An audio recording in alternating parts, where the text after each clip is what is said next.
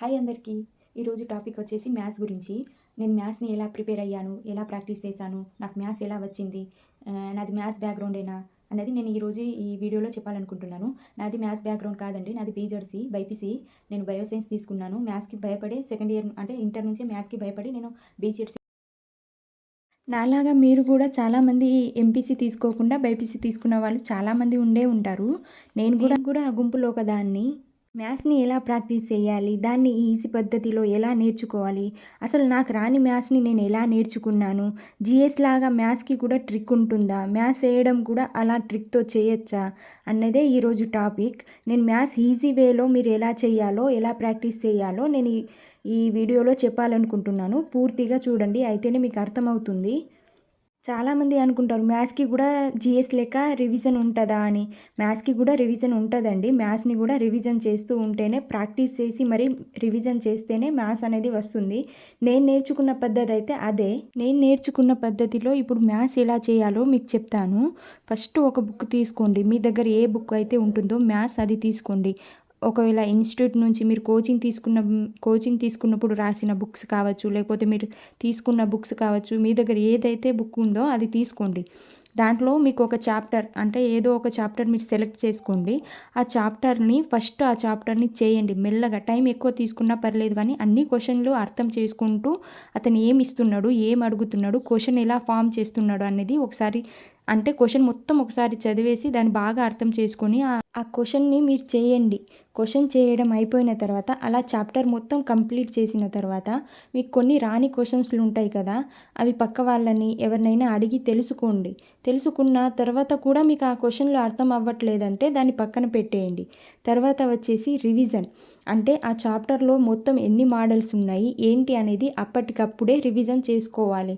ఎన్ని మోడల్స్ ఎలా ఇస్తున్నారు, క్వశ్చన్ ఎలా ఫామ్ అవుతుంది అన్నది మీరు అప్పటికప్పుడే రివిజన్ చేసుకోవాలి. కొద్దిగా టైం ఎక్కువ తీసుకున్నా పర్లేదు, కానీ అప్పటికప్పుడే రివిజన్ చేసుకోవాలి. ఆ తర్వాత ఏంటంటే ఒక పేపర్ లేకపోతే ఒక బుక్ అయితే నేను బెస్ట్ అని చెప్తాను.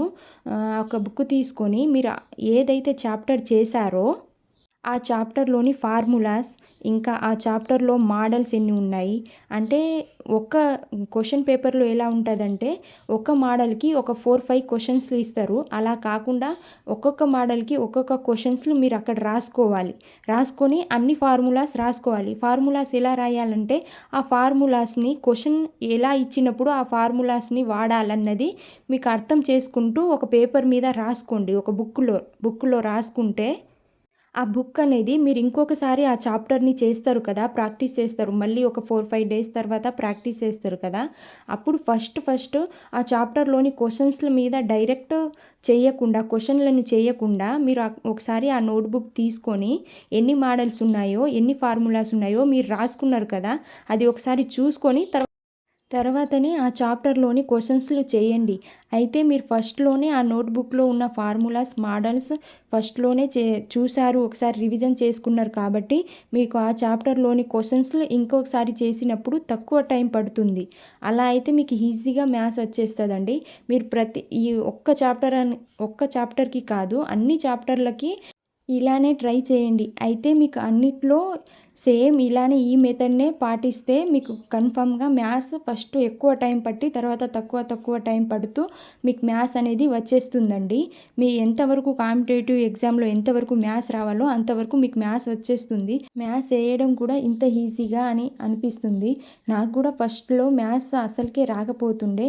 నేను కోచింగ్ తీసుకున్నాను. కోచింగ్ తీసుకున్న తర్వాత కోచింగ్లో నాకు అసలు చెప్పిన మ్యాథ్స్ అసలు ఏం అర్థం కాలేదండి. ఆ నోట్బుక్నే నేను తర్వాత కోచింగ్ అయిపోయిన తర్వాత 3 months అలా కూర్చొని నేను కంటిన్యూగా ప్రాక్టీస్ చేశాను. ఈవినింగ్ టైంలో జిఎస్ చదువుకుంటూ డేలో మ్యాథ్స్ చేసుకుంటూ అలా నేను 3 months మ్యాథ్సే చేశాను. అలా నాకు మ్యాథ్స్ సేమ్ మీకు చెప్పిన ప్యాటర్న్లోనే నేను మ్యాథ్స్ ప్రాక్టీస్ చేశాను. ఆ విధంగా నాకు మ్యాథ్స్ అనేది వచ్చింది.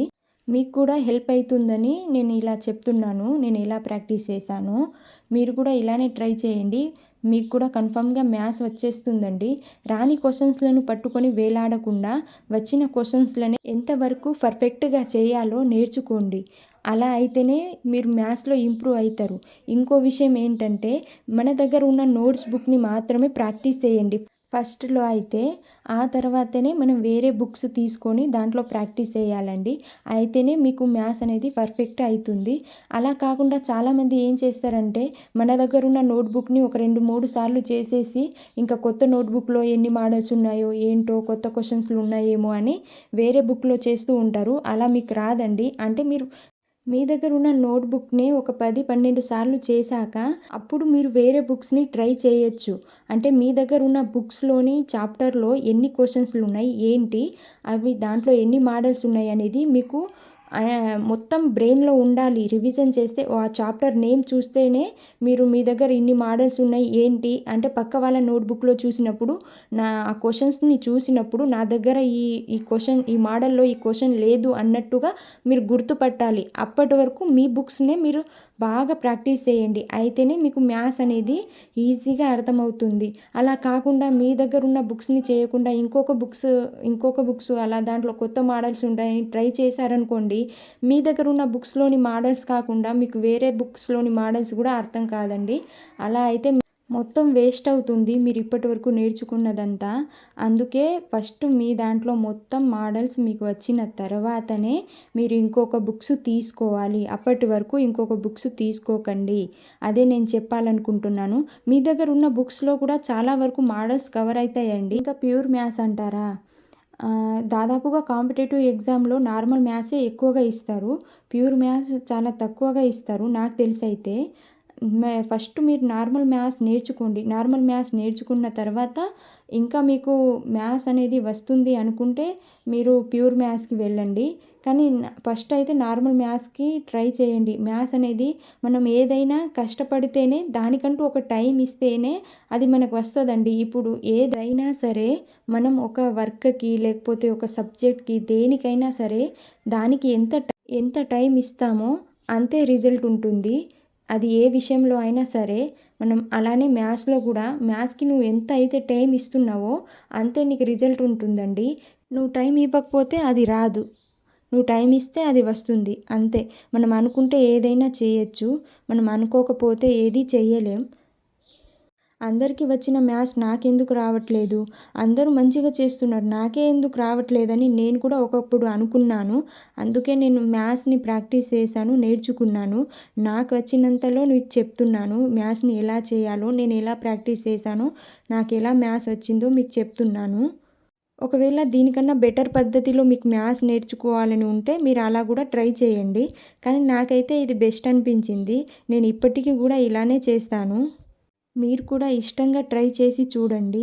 ఏదైనా సరే అండి మనం సక్సెస్ అయితేనే మన చుట్టూ అందరూ ఉంటారు. నీకు తోడుగా ఎవరైనా వస్తారేమో కానీ నీకు బదులుగా నీ స్థానంలో ఎవరు ఉండలేరు. నువ్వు మాత్రమే ఉండాలి. ఏమైనా అర్థం కాకపోతే నాకు అర్థం అవ్వట్లేదని కామెంట్‌లో కామెంట్ చేయండి. నేను ఇంకొకసారి క్లారిటీగా ఎక్స్‌ప్లెయిన్ చేస్తాను.